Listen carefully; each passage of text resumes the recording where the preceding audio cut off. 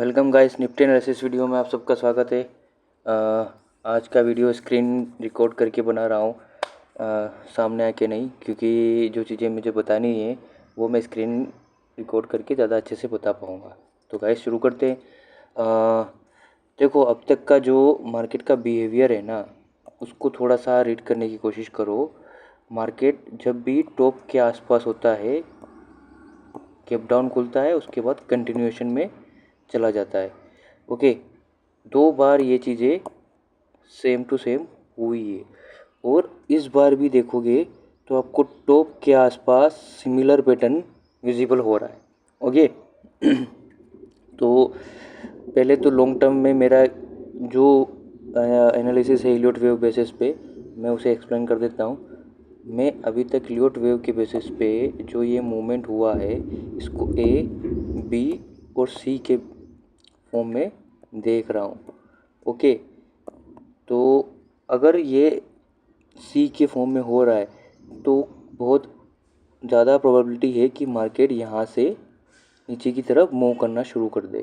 Okay, ये होगा या नहीं होगा उसके लिए भी बहुत सारी कंडीशन है, जिसे हम आगे वीडियो में कंटिन्यू देखते रहेंगे। ओके, एक चीज़ तो यही मुझे भी बनते हुए दिख रही है।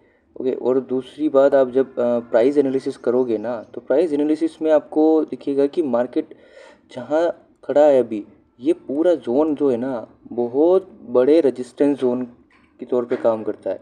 ये इतना आसान नहीं है कि मार्केट इसको निकाल दे।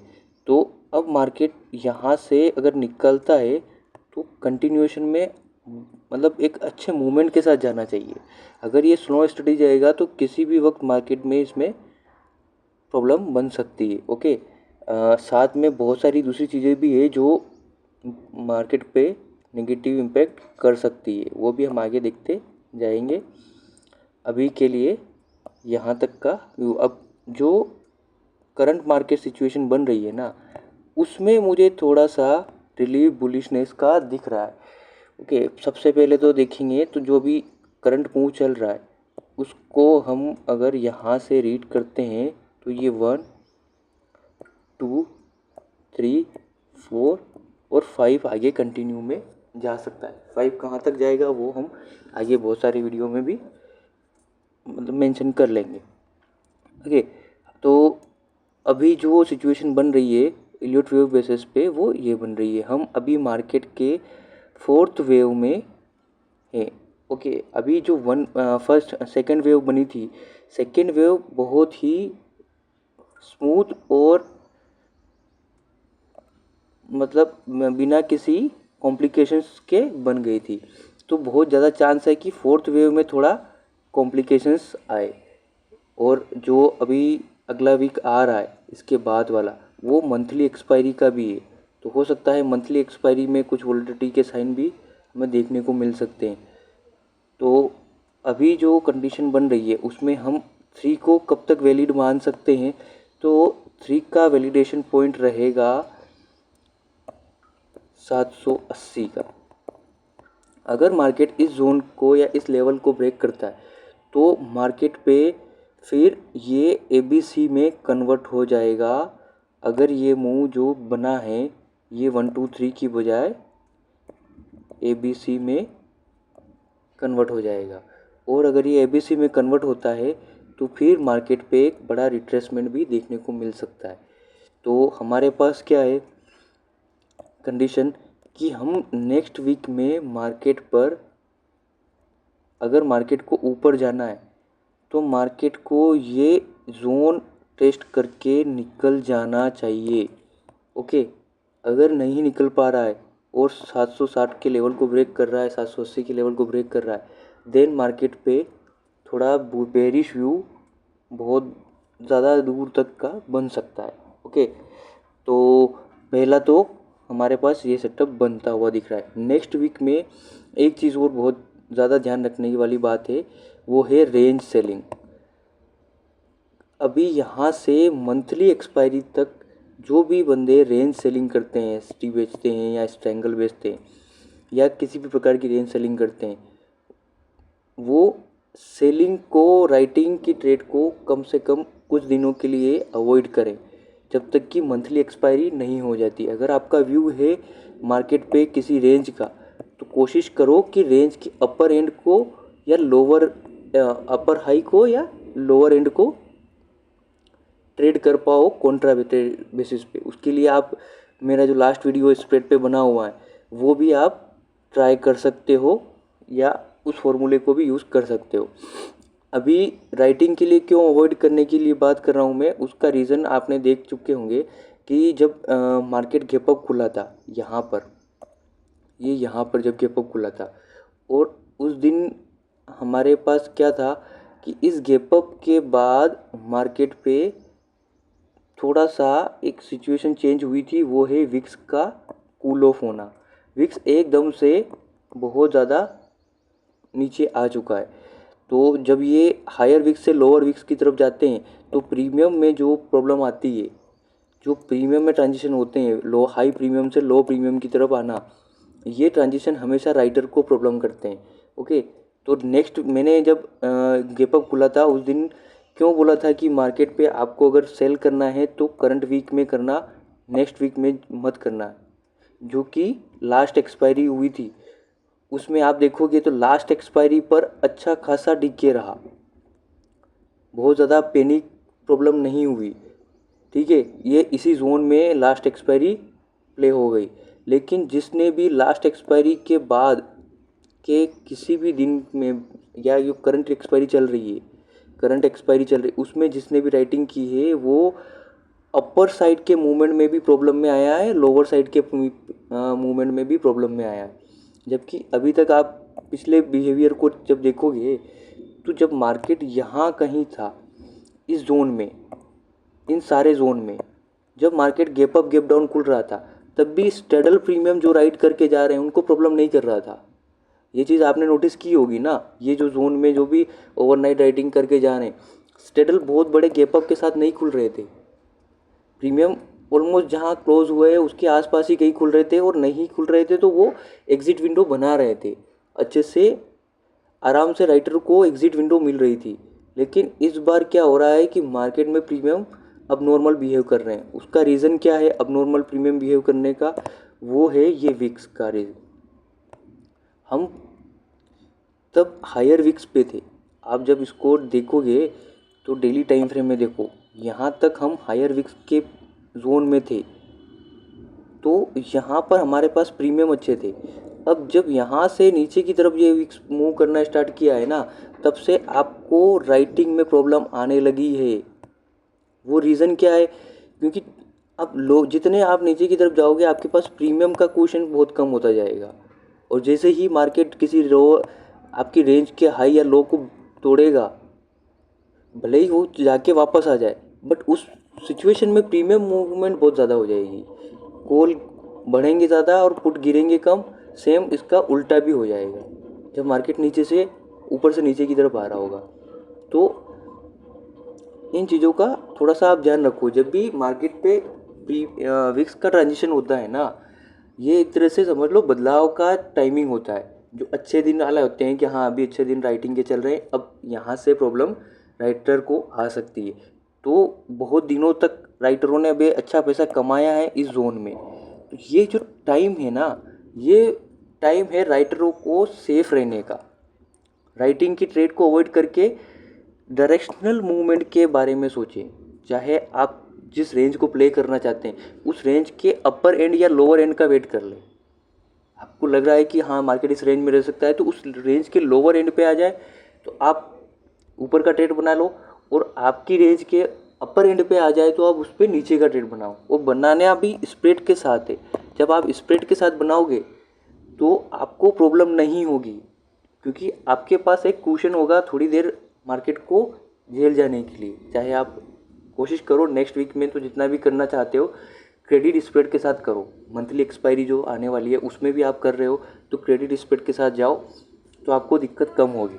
अब जिसको स्प्रेड के बारे में और डीप में समझना है वो मेरी लास्ट वीडियो को जाके देख सकता है। अब आते हैं विक्स के बिहेवियर पे। थोड़ा सा आप विक्स को डेली टाइम फ्रेम में देखो। विक्स कहाँ खड़ा है अभी? एग्जैक्टली ट्रेंड लाइन के पास। और जब आप नीचे में RSI पे भी देखोगे ना, तो विक्स का लेवल बिल्कुल देखो, यहाँ पर आरएसआई ने सपोर्ट लिया था, फिर यहाँ लिया और अब दोबारा इसी जोन के आसपास आ चुका है। और हर बार देखो आप, हर बार वहाँ से विक्स में एक उछाल आपको देखने को मिला है। अगर विक्स बढ़ेगा तो प्रीमियम आप चाहे जो बेच दो, उन प्रीमियम में प्रॉब्लम आएगी ही आएगी। चाहे आपके पास बहुत ब्रॉडर रेंज है, कोई फ़र्क नहीं पड़ता इस बात से कि आपके पास कितनी बड़ी रेंज है। असल में तो जो आपने सेंटर बनाया है, जो सेंटर है आपकी रेंज का, वही आपको सबसे ज़्यादा प्रोटेक्शन देता है, वही आपका डीके मैक्सिमाइज करता है। अपर और लोअर एंड तो आपके साइकोलॉजिकली सपोर्टिव है बस, क्योंकि उनमें आप एक तरफ तो आईटीएम में काम कर रहे हो, एक ही लेग ऐसी है जो ओटीएम है जिसमें डीके आ सकता है, वो भी लोअर विक्स पे। ओटीएम कितने और सस्ते हो चुके हैं ना, तो वो कितना ही मैनेज कर पाएंगे। जब ये हायर विक्स था तब तक तो आपके ओटीएम भी अच्छे खासे मतलब प्राइस के थे, 40 से 50 रुपए के कम से कम, इससे ज़्यादा ही थे पर ये कम से कम था। अब जो प्रीमियम है वो 20 से 25 रुपए है, तो उन बड़ी रेंज का भी कोई ज़्यादा बेनिफिट मिलता नहीं है। तो मेरा जो सजेशन रहेगा, उसके बाद आप चाहे अपने हिसाब से आप ट्रेड कर सकते हैं, उसमें कोई बड़ी बात नहीं है। बट आप अगर रेंज बेचना चाहते हैं तो रेंज के अपर एंड और लोअर एंड को ट्रेड करने की कोशिश करो, ओके। और इसी चीज़ को आप थोड़ा सा वीकली में भी देखो। अगर मार्केट पे यही विक्स में आप वीकली ट्रेंड लाइन पे भी देखो, वीकली में भी यही हो रहा है। यहाँ ट्रेंड लाइन सपोर्ट और यहाँ पर भी देखो आप ट्रेंड लाइन सपोर्ट। अगर ये दोनों सिचुएशंस मैच कर रही है, चाहे हम गलत भी हो जाए, चाहे मैं गलत हो सकता हूँ यहाँ से कि हाँ चलो मैंने सोचा था लेकिन ये यहाँ से थोड़ा उठा और गिरने लग गया, हो सकता है, कोई बड़ी बात नहीं है कि यहाँ से विक्स और भी 9-10 का विक्स आ जाए, ओके। अभी हम 13 पे ट्रेड कर रहे हैं, बट इतना विक्स डाउन होने में भी क्या होगा, मार्केट तो मूव कर जाएगा ना। हमने जो मार्केट एनालिसिस में देखा है अभी निफ्टी का, अगर बुलिश सिचुएशन बन जाती है तो मार्केट क्या करेगा, जो रेंज बनी है उस रेंज को ब्रेकआउट करके निकल जाएगा जब विक्स डाउन आएगा। तो ऐसे में भी आपको राइटिंग की ट्रेड में तो बहुत प्रॉब्लम आएगी। तो कोशिश करो राइटिंग की ट्रेड के बजाय डायरेक्शनल ट्रेड करने की, ओके। उसके अलावा जो चीज़ें और मुझे दिखानी थी, उसमें एक और चीज़ आती है स्टेडल। आप स्टेडल उठा के देखोगे ना तो भी आपको बहुत सारी पिक्चर क्लियर हो जाएगी। मैं क्यों बता रहा हूँ, जब आप 25,000 का स्टेडल उठा के देखो,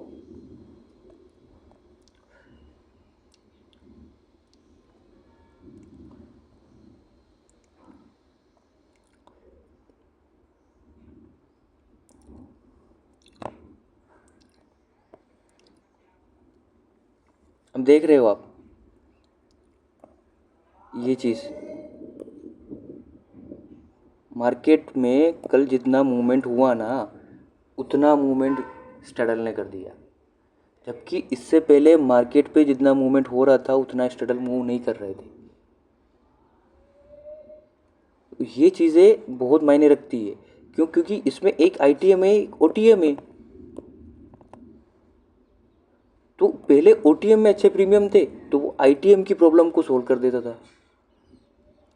तो अभी जब आपको ट्रेड करना है, एक और कंडीशन आप यूज़ कर सकते हो, आप अभी नेक्स्ट मंथ के स्ट्रगल में भी अपनी एनालिसिस को लेके जा सकते हो, क्योंकि यहाँ से मार्केट नेक्स्ट वीक में अब नेक्स्ट वीक से मंथली में ट्रांजिस्ट करेगा।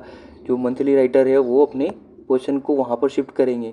तो अगर आपका व्यू बुलिश साइड है और आपको रेंज बेचना है ना, तो आप कोशिश करो कि नेक्स्ट वीक में डायरेक्शनल ट्रेड कर पाओ, नेक्स्ट मंथ में, सॉरी।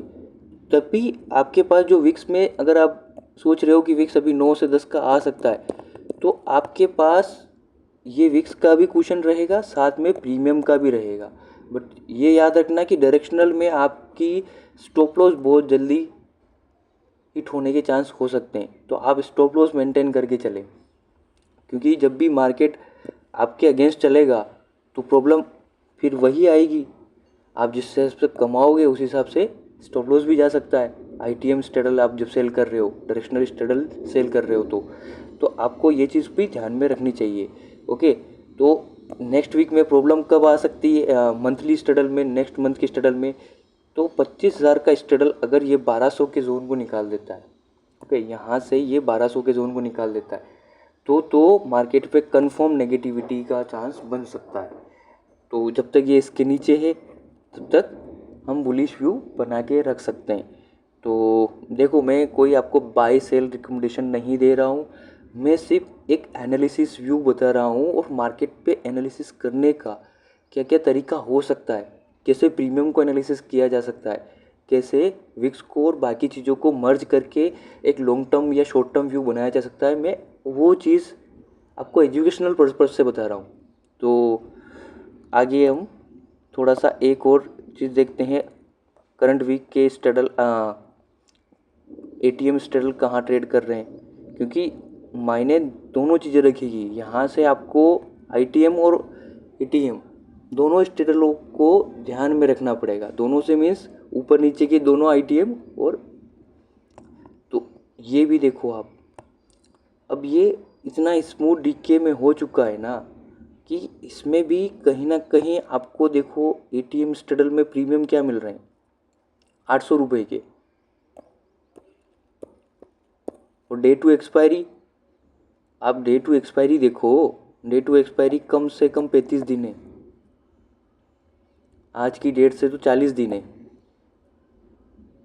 तो 40 दिन की एक्सपायरी पे अभी 800 रुपये प्रीमियम मिल रहे हैं, ये बहुत कम नहीं है, क्योंकि मैंने 600 रुपये के प्रीमियम भी देखे हैं मंथली में और 500 रुपये के भी देखे हैं। बट वो दिन बहुत स्मूथ दिन होते थे, मार्केट स्ट्रॉन्ग स्टडी ऊपर की तरफ मूव कर रहा था। तो उस टाइम पे भी वही चल रहा था कि आप ऊपर के ट्रेड बनाते जाओ, कोई भी ऊपर की ट्रेड बना के रखो।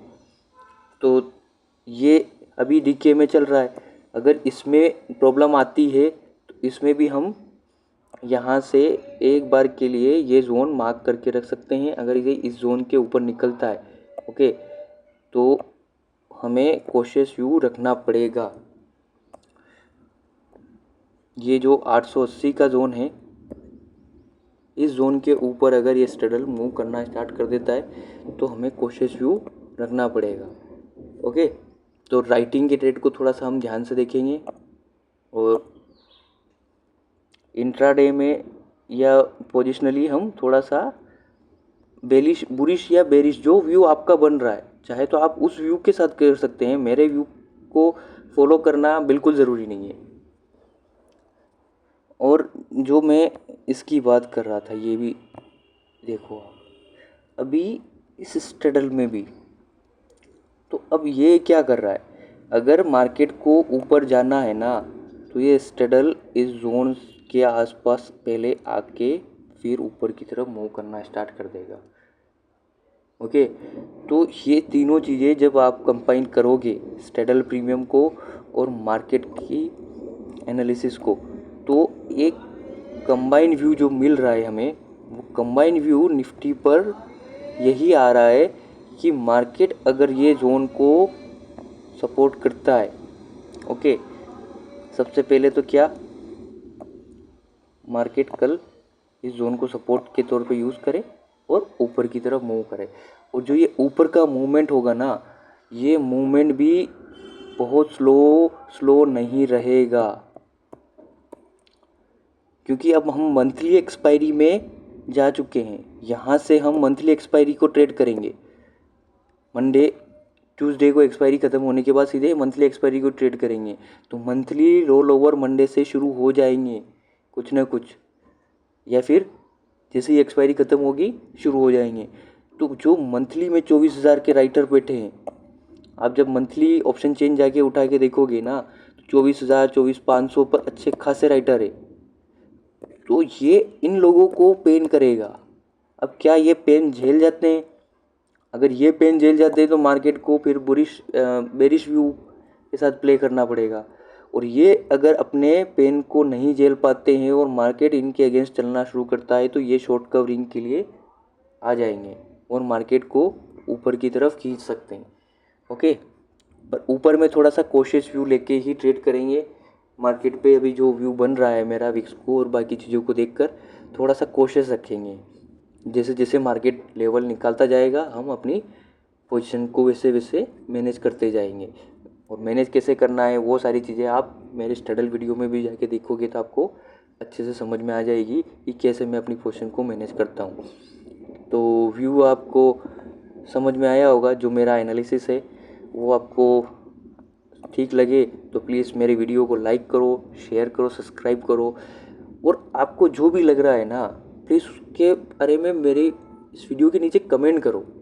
अगर आपको लगता है कि हाँ व्यू आपका व्यू बता सकते हो, या आप कुछ और डाटा पॉइंट के बारे में डिस्कस करना चाहते हो, वो आप चाहते हो कि नेक्स्ट वीडियो किसी ऐसे डाटा पॉइंट के बारे में मैं बनाऊं जो आपको हेल्पफुल रहे, तो भी आप वो चीज़ मेरे वीडियो में कमेंट कर सकते हो।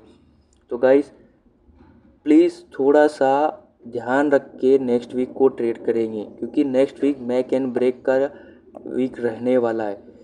मार्केट इस रेंज में तो नहीं रहेगा, इस वीक के अंदर कहीं ना कहीं ये रेंज को निकालने की कोशिश करेगा ही करेगा।